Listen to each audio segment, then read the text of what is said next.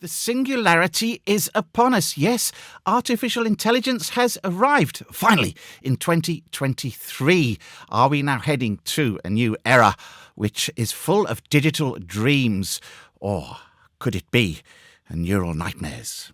Let's look into the biggest and, well, the most well-known and popular of the recent AI language learning models. That is ChatGPT, of course. You can't have missed all of the furor and the ravings by everyone saying, well, you can do all your homework, you can write dissertations, you can write songs and poems, you can use it for SEO. In other words, you can use it for everything that normally you'd have to write yourself or outsource, maybe on Fiverr, etc. On top of that, this remarkable piece of coding, and it is remarkable, can it can speak multiple languages. Talk to it in French, it replies in French. Speak in English, it replies in English. But it also knows other languages. It knows C. It knows PHP, it knows HTML, it knows JavaScript. By golly, it seems to know everything. You've probably seen videos where all the virtues of this new technology are extolled, and it's our fantastic new world. But I kind of think it might be a little bit more of a brave new world, at least to start with, and if not ongoing. In this particular video, I'd like to look at 10 of the reasons why AI language models such as ChatGPT come at a big expense, come potentially with risks. And let's dive into that right now with reason number one, and that is the high computational cost and the energy consumption. You see, training an AI language model, it requires a huge amount of computational resources and energy, a huge amount of data. In actual fact, so much that individuals like you and me, we can't. There's no way we could have the computing power to perform all of these tasks. We haven't got the data storage facilities, not at least within most people's financial abilities, even if they use cloud computing like Amazon Web Services and so on. And so what does this mean? It means that only the largest companies, the companies that already control most of what we do digitally, can enter the AI field with any success. You and I, in the past, used to be able to write software, to do all manner of things, and a programmer sitting at home could, by and large, accompany a lot of the things that large programming teams could do. But that's changing now. Now you need massive neural networks. You need wide-scaled architecture, massive amounts of data. And that data has to be, you have to scrape it from the web, or you have to hire it, resource it, buy it from wherever you can. And it costs a great deal of money, takes a lot of time. This is not a thing open to you and I to really play with and create our own alternative AI models. We can't do it. We have to rely on those of the big guys, and that's why ChatGPT, for example, has proven so popular that quite often you can't even get a connection. And even for OpenAI, apparently it's costing them millions to keep this running as a free service. But Microsoft is not unaware of that, and they've also seen that maybe, finally, they can steal a march on Google and its search engine. They are talking about investing in ChatGPT and incorporating it into Bing and into Office. Can you imagine how Office is going to be with Word and Excel and so on, able to offer assistance with everything you do using an AI language model? Wow, it's going to be a brand new way of working. Issue number two. We need to talk about the model's decision-making processes. AI language models, like ChatGPT, are based on a very complex neural network or set of neural networks. And that makes it very difficult to understand how the model is making its decisions. You see, a neural network is it's like the brain, a huge number of neurons, all interconnected, and there are various weights applied as data is trained. And we don't really understand at a deep level what's going on, how all this data is stored within these networks, and how to go in there and find meaning, to find where a particular piece of information is. And so there's a lack of transparency, which I think makes it challenging and hard to trust the model's output. It's not like a regular piece of code that you can open source and programmers can go through and look at and say, yeah, it does this, it does that. Okay, I know what's going on. I know whether or not I can make a decision to trust it. With a neural network, you can't look at that model. Firstly, it's too vast and complex. And secondly, nobody really understands what's going on anyway inside these models. I don't think so anyway. We are at the whim of the AI and we're asked to trust it. Is that a good thing? Issue number 3. With an AI model that has been trained on data, there's the possibility of bias. Who chose the data on which to train this model? Where did it come from? And even if you've tried to select a wide range of concepts and information resources, how unbiased is that really going to be? What if certain pieces of information are more comprehensible to the AI and therefore are given higher priority just because it's better put together, better written? But there could be other pieces of information that aren't covered so well, that are equally as important but not given as much time. There's a potential to amplify biases present in the training data. And there's the potential for the people or the organizations who are training these models to put their own, possibly unconscious biases into the data they select to train the models on. Another reason why you and I, as programmers, might want to train our own data to have an AI with a different viewpoint.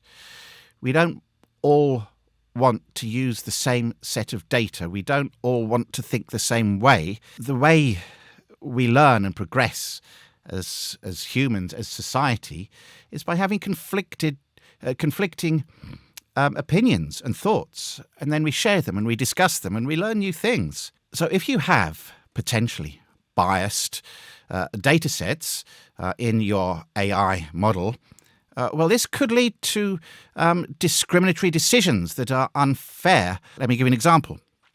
Perhaps if you use an AI model to decide whether you are somebody worthy of being given a mortgage, a business loan, something like that. If the AI model is biased against, however unintentionally, biased against your way of life, your career, your background, things you've said, which the models will take into account because they can scrape and know everything. If they're biased in any way, you might not get that loan. You might not get the mortgage.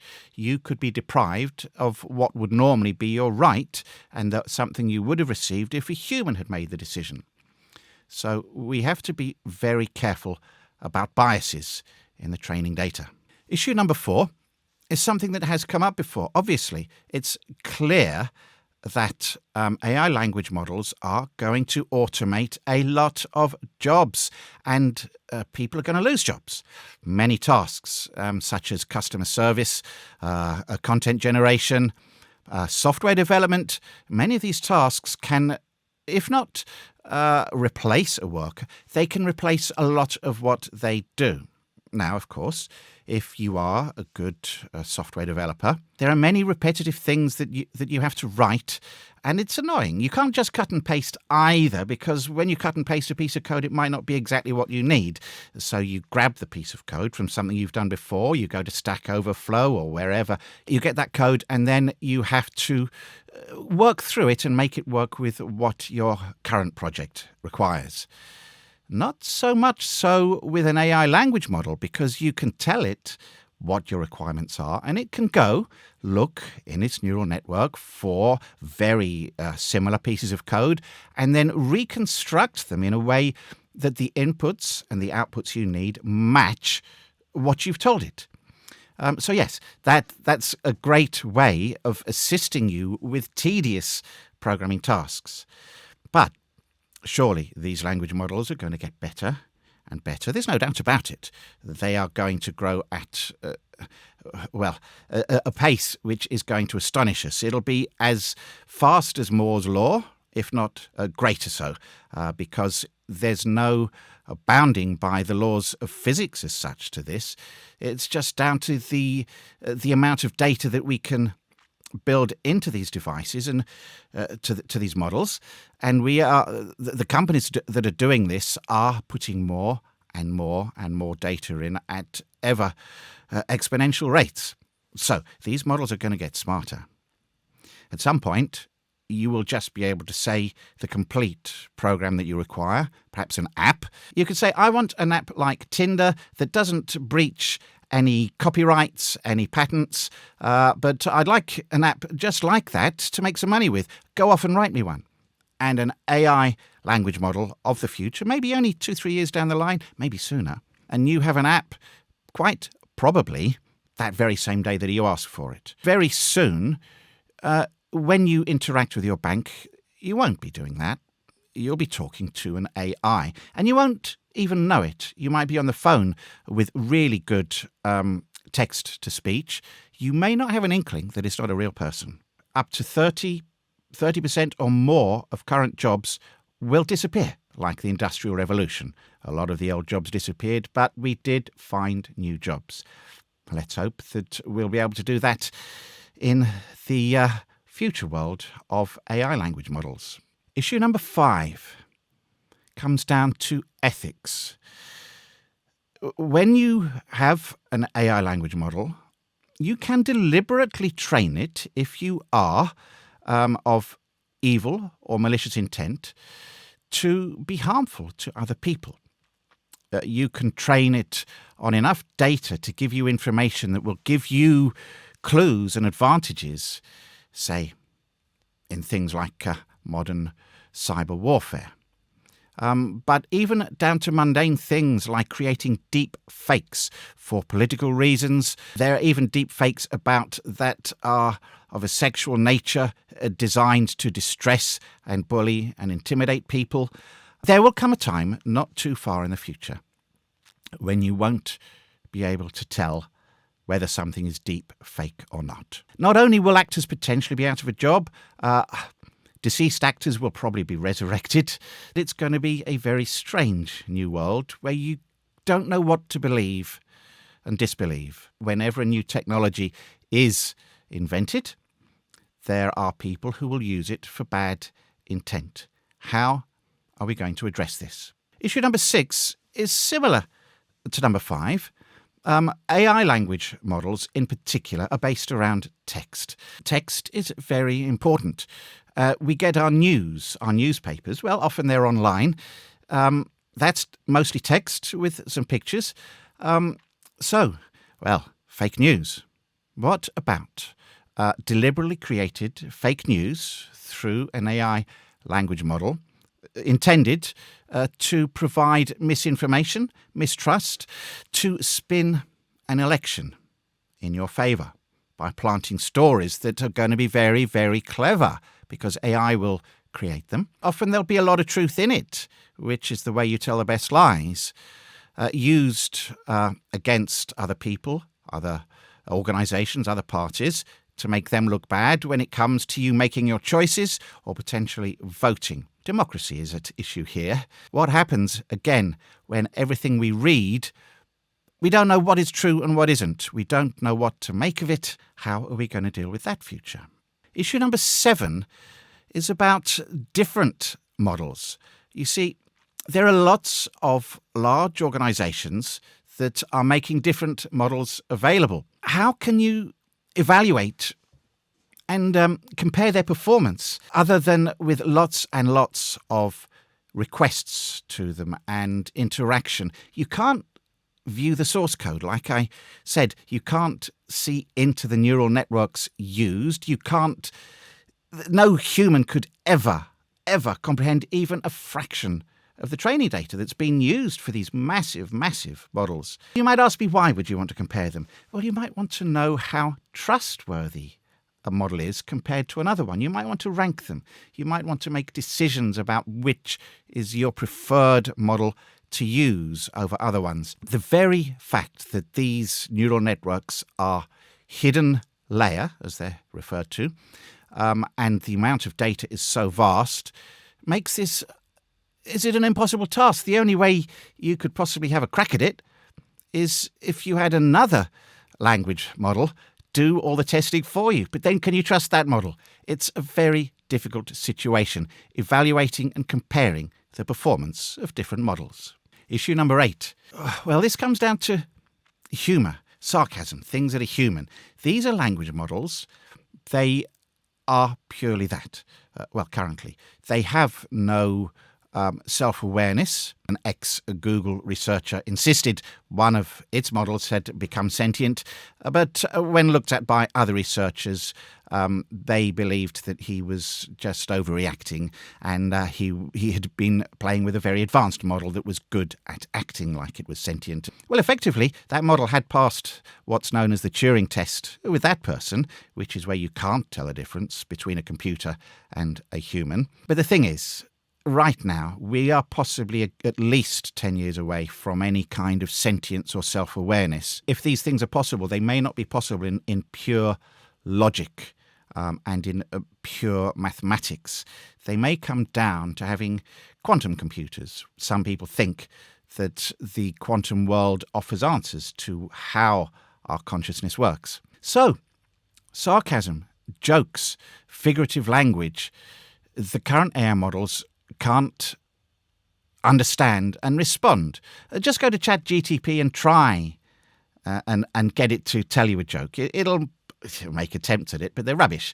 And if you joke with it, it takes you absolutely seriously. It can't understand sarcasm and humour. Say you want to use your AI model as a digital assistant and chat with it and have a bit of banter and that. If that's not going to happen, it's not something you'll be able to do. You won't be able to use your figurative language because there's a risk of confusion. So using these models, you have to be very clear and precise in exactly what you're asking for to get the best responses back. Issue number 9 is the real world. These AI models are trained on the digital world. They're trained on vast amounts of text, sometimes images, but it's all digital data. Can an AI deep learning model, can it understand the context and the real world constraints of a problem? Can it understand what it's like that you've got a leak and there's not a person at the end of the line? You need to get somebody out as soon as possible. It can't understand the urgency. It can't understand the various situations of whether the leak is in a place that's dangerous, somewhere near, potentially, could be near to electricity. It's just the real world and what humans know when you just say a few words to them about something that's going on. When computers first became popular and affordable to just about everyone, one of the first programs written was something called ELIZA, and this was a psychotherapy program where you could type in your problems and it would try and help you with it. You would say, "Oh, I'm feeling a bit depressed," and it would say, "Tell me, what is it that makes you feel depressed?" You know. So it would generally answer your statements or questions with other questions just based on a few keywords. There is work being made on psychotherapy or counselling models.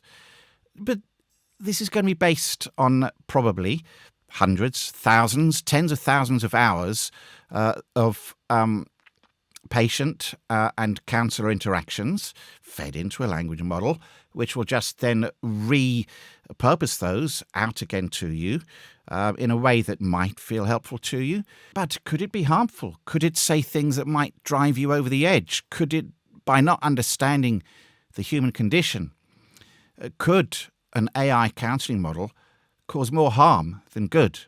And finally, issue number 10 is about generalization.